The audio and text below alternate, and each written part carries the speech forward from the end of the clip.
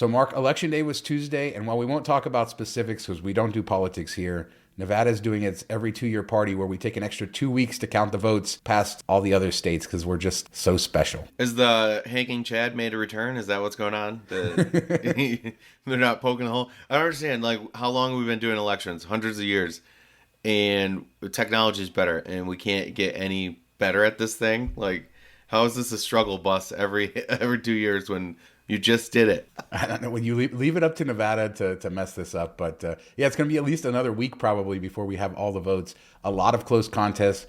So people are sitting on the edge of their seats. If it was vote for best show in Vegas, Chris Angel would be upset and he'd call for a recall because he'd get 0 votes. So he'd be very angry. All right, Mark. So we covered a couple weeks ago that MGM had made a big reversal on their policy of filming at Cosmo, and some things have changed apparently. It's become really big for YouTube streamers and streamers on other platforms like TikTok and Instagram to go in. They bring this big setup with a tripod, and I don't know if you've ever seen them in the casinos. I have. Apparently it's gotten really bad at Cosmo, or it had gotten really bad. I saw some like people telling stories about seeing 5 people with tripods filming one machine, and it got out of hand. So they banned it altogether. And now apparently this last week, according to Mark Meltzer, Cosmo is now allowing you to film your own gambling if you don't use any equipment. So just like on a phone or a handheld camera, something like that. So you don't have to bring a tripod or a bunch of equipment. This seems like a happy medium to me, and I'm pretty much okay with it. Yeah, I'm surprised they ever allowed tripods, to be honest, unless it was like something that they invited the person and allowed them to set up and like roped off the area or whatever, which I know they've done sometimes for some bigger YouTube channels. But to just have somebody, and I would never even consider bringing in a tripod. Like, that just seems so crazy to me to have this thing set up, right next to me, blocking other people. It's just kind of a courtesy to other people. The slot machines are already pretty tight when you walk around, so avoiding that, and people are having drinks, and you don't really want somebody that's been drinking a bit to be stumbling through and knock over your tripod anyway. So I could see it being an issue, and I don't have a problem with that. Like, as long as they let you film your own stuff and you're not blocking anything or using that type of equipment, I think it's fine. I love to hear from the people out there in the comments about how often they film their bonuses, because since the story ran a couple weeks ago, I've heard from tons of people who say they film, not people who are influencers or YouTubers or anything, just people that when they get a bonus, they'll pop out their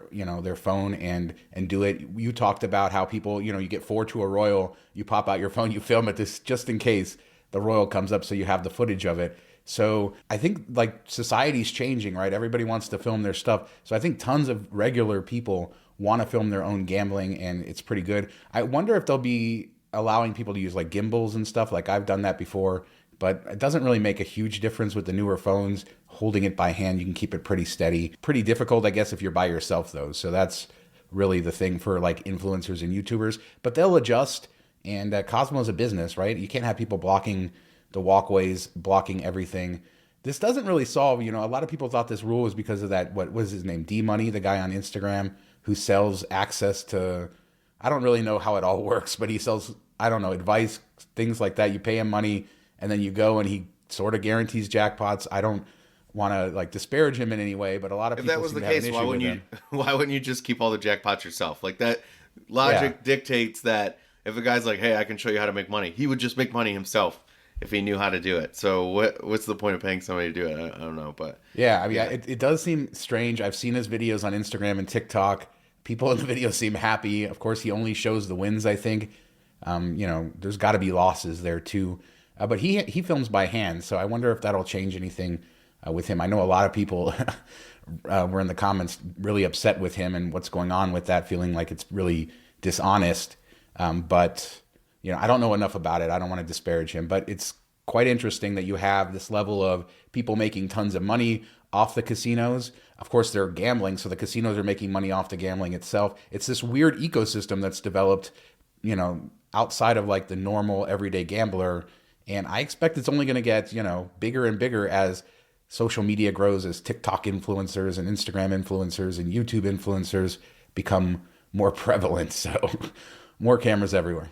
How many people got into this just so they could write off their gambling losses? Like, hey, if I film this and I put a video up, then I can claim it as like, an investment in my business, and I lost money. So it was, kind of like going out to eat or whatever that you write off. So I wonder how many of that it's just to like prolong their gambling. I don't know. It seems I've never really understood the whole idea of watching somebody play slots. Like I get it if it's a new machine and you want to see how the bonuses work and the payouts and all that stuff, like something new, but like something that's been around for 10, 15 years, I never really understood it, but it's a huge thing. Like people watching them all over the place, like millions of views. So it's something I don't understand, but people seem to love. Yeah, a lot of our awesome viewers love to watch slot channels too.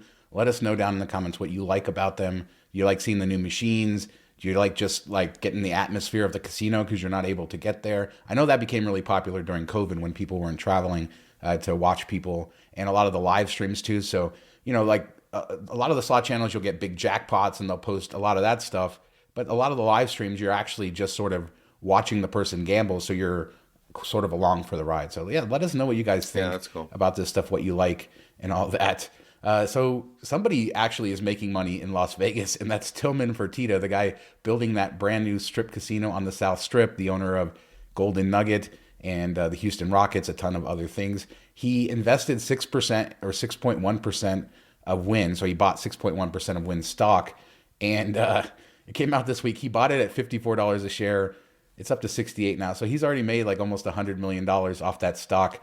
The Wynn CEO, Craig Billings, said basically he bought in at a really good time. There's no comments on if, anything's going to happen between these. Maybe Fertitta just saw a good opportunity to cash in, and so far he's done pretty well on his investment there with Wynn. Just shows if you have a lot of money, it's easy to make more money. He could have lost though. I mean, the stock could be at $40 too. I mean, when you're buying in that much, you're going to drive up the stock on your own somewhat. So it's not super surprising. Plus, you're buying low end compared to Wynn's historical value. So it's not super surprising. But 100 million, he's probably like, no, I'm not going to cash out there, type of thing. But yeah, billionaires playing billionaires games, I guess. He just needs the Wynn stock price to go up 10x, and that'll fully pay for his new casino on the South Strip. So maybe that's how he's financing it. But yeah, an interesting thing and a good point. Takes money to make money in most cases there. Speaking of money and Wynn Resorts, the Wynn Resorts ex-CEO Matt Maddox, he's the guy who took over from Steve Wynn when Steve Wynn left the company, and a long time very powerful person in Las Vegas and at Wynn Resorts, worth about $110 million, made a lot of money at Wynn. He resigned pretty abruptly. I think it was earlier this year, right at the beginning of this year, and Craig Billings took over as CEO of Wynn. But apparently there's rumors, and this is coming from Vital Vegas, so it is we should put up a graphic. Vital Vegas rumor alert. It could be true, it could not be true, but it's a fun discussion to have. Could be a thought, could be a rumor. We don't know. Yeah, I mean, we love Vital Vegas, but we know that many of you aren't so trusting in his rumors. But apparently Matt Maddox is looking to buy a casino in downtown Las Vegas. We don't know if he has a group of investors or what else, but there's not a lot for sale in downtown Las Vegas. You have Derek Stevens owning his properties. The plaza's pretty secure. Other, properties like Golden Nugget, you would think would be pretty secure with Tilman Fertitta. There are a couple like Binion's and Four Queens, which are owned, by the same owner, but they have some weird things with the land where they're owned by different people. So the buildings are owned by the company. So it's a weird thing. I don't know. It's kind of fun to talk about yet another person maybe coming to downtown, somebody as powerful as Maddox. Yeah, I mean, 110 million is a lot of money, but it doesn't seem like it's buy casino money. I'm sure he'll have to line up investors and all that. I know in the show notes it said like Main Street Station wouldn't make sense or they wouldn't be looking to sell, but it's so dead there and they really haven't done anything with it. I don't know what their plan is, but you'd think that would make sense for them, but maybe they're just holding out hope for back in the heyday. I don't know. It just seems weird, how dead that place is compared to what it used to be. Yeah, though it's weird because Boyd owns Main Street Station, they own California, they own Fremont. They're doing a big expansion to Fremont and renovating and modernizing it. They did a lot of work on California too. Main Street Station sort of still looks the way it is, although it has that sort of classic vibe, but it does really well with the Hawaiian tourists, and that tourism market is picked up. And that's sort of Boyd's sort of brand downtown is bringing in the Hawaiians, making sure they have it. And it's those three properties have always worked well together there. But, who knows? Maybe they do have three properties, so maybe they will get rid of one, or maybe this is just all, fantasy. But, it's interesting because Maddox left pretty abruptly. He has a huge amount of experience in the casino industry, and not just in the casino industry. This is a guy who was the CEO of Wynn Resorts, the crown jewel maybe of the casino industry, or at least one of the crown jewels. So tons of experience. It'll be really interesting to follow, see what he does next, whether it's buying a casino or whatever company he goes to, because no doubt there's a lot of people who would want to have him. So Resorts World could use him. Yeah, there you go. So we'll keep an eye on him. So did you see the news that the airport gambling concession company, Airport Slot Concessions, it's owned by Michael Gaughan, and I'll talk about Michael Gaughan in a minute. They operate over 1,400 slot machines at the airport, and they've been there doing that since 1986. They just passed $1 billion in revenue. And based on their numbers, they do about $40 million a year, which is about $110,000 a day gambled at the airport. Or if you average it out over the entire 36-year period, that's about $76,000 a day gambled there, all the way from 1986 to today. Tons of money. And maybe that's why, flights are a little cheaper. I don't know. But people are gambling so much at the airport, and the odds are never really that good there. I do wonder, is the airport, how does it compare to a regular casino? I know you're giving up. They don't have comps. They don't have all that stuff. They don't have to advertise. They don't have to put up players in rooms. So maybe they are a little bit looser. I don't know. Or maybe, the government runs it, or it's in a government building, so they have to be a little more tight. I don't know. But it just seems, I'm sure there's gamblers out there that are in the know. They can let us know in the comments. But I've always been, wondered, how does this compare to there? Maybe it's the same. I don't know. But, their costs are a lot lower than what you'd have at a casino, I would imagine, with all the upkeep and everything else. But they also have less ways for revenue. So, I don't know. Captive audience for sure. Yeah, that's exactly what I was going to say. Captive audience. So, anecdotally, those machines are pretty tight. That's what people always say. But I don't know that I've seen anything, in writing, or there's any proof of that. But I'm sure that, out of that revenue, they've made a ton of money. And people, like you said, captive audience, you get delayed. Or some people just want to take that last shot before they leave. I always see people at the machines, obviously. They're pretty busy. There's also like a little smoking section. So people who smoke in the airport, or if you want to smoke, you can go into the smoking gambling room and do that. So that's always a nice thing for people. So I don't know. I just think it gives people time to, something to kill time in a place where you need to kill time. And, we'll see. But Michael Gaughan is an interesting fellow because he is the son of Jackie Gaughan, who was a longtime very famous casino owner in downtown. But Michael Gaughan himself is very famous because he started Coast Casinos, and the Barbary Coast in 1975. That's your beloved Cromwell today. And then the Gold Coast, the Orleans, the Sun Coast, and eventually built the South Coast, which he then sold his company, Coast Casinos, to Boyd Gaming. And he was on the board of Boyd Gaming, didn't get along with them, and ended up making a deal. The South Coast, which is now the South Point, cost $600 million to build. He agreed to basically sell all his stock, get out of Boyd Gaming, if they would sell him the South Coast for $576 million. So basically at a loss. And he still owns it today. He's 79 years old. I used to know his family. We used to wait on them at IHOP. His ex-wife met his son. My wife worked with his son at the Sun Coast. So interesting family that ties through here. And this is just their sort of side business. Imagine getting that contract in 1986 and how lucrative it's been all these years. It's pretty crazy. All right, so we'll end with some cool food things, starting with a Nightmare Before Christmas restaurant. Now, I don't know that through all the years we've worked together that I've told you how much I really love the Nightmare Before Christmas. Not a surprise because it's Disney, right? And every year Disneyland, they redo their Haunted Mansion ride into the Nightmare Before Christmas. And so that sort of always got me loving it, and my family loves it.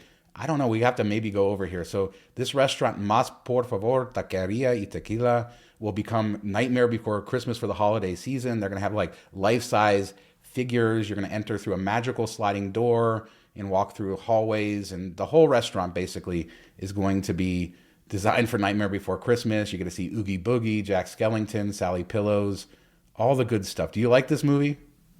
No. Of course you don't. I knew you wouldn't. I'm glad to see a restaurant, doing it up for the holidays. And this is a popular franchise, whether you like it or not. Yeah, we've seen this quite a few times now with theming for restaurants. I think the Alice in Wonderland thing looks a bit cooler to me, like a more immersive experience, where this just looks like they're decorating, to a movie, adding some lights and some art and stuff like that. Where Alice in Wonderland feels, at least from the videos we've seen, feels more like you're going into it, and they kind of designed it that way. So I think I'm more involved in that type of thing. Like even the Lost Spirits Distillery, that was like an immersive experience. So I think I'd look more for that. All right, last one. We talked about the Red Rock Casino, how they're basically renovating the casino, doing a lot of stuff, bringing in new restaurants. They got rid of their buffet with COVID.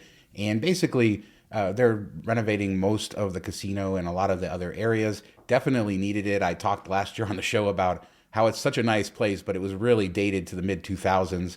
So good to see that. And they released what it looks like the Lotus of Siam restaurant. Now, this is a very famous Thai restaurant in Las Vegas. Started in Commercial Center, which is on Sahara, kind of just east of the Sahara Hotel.